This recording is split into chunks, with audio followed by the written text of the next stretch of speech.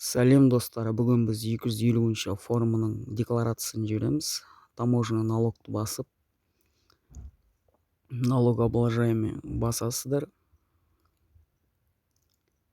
Мына жерде төмен қарай түсірсеңіздер, міне прием налоговый отчетность деп тұр, 250. Соны басасыздар. Форма 250, заказать услугу онлайн. Енді осының 3 шағы бар, соны толтырып шығасыздар. Мына жерге 2023-ті таңдаймыз, биылғы жылды. Және де мына жерде А, В деген категория бар. Сіздер қайсысына жатасыздар, соны нақтылап таңдап алуыңыз керек. Қазіргі біздің ситуациямызда жаңағы военный кісінің келіншегіне тапсырып жатырық. Ешқандай бұл кісіде доход жоқ. Сондықтан біз оны таңдайтын боламыз категорияны.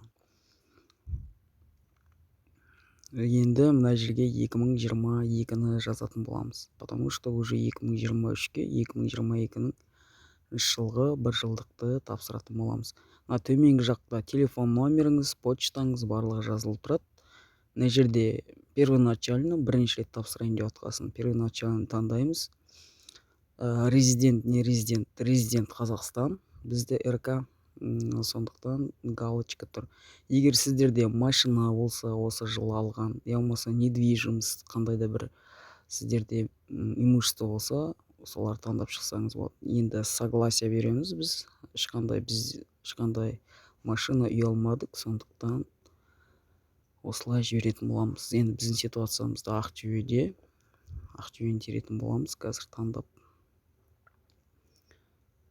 Угода Ақтөбе, міне отправить деп жүреміз. Міне жерде шығып тұр, 250-ші форма.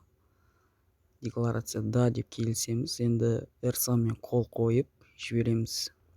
Где-то 15 минуттың ішінде біздің декларациямыз дайын болады. Соны шығарып тапсырсаңыздар болады.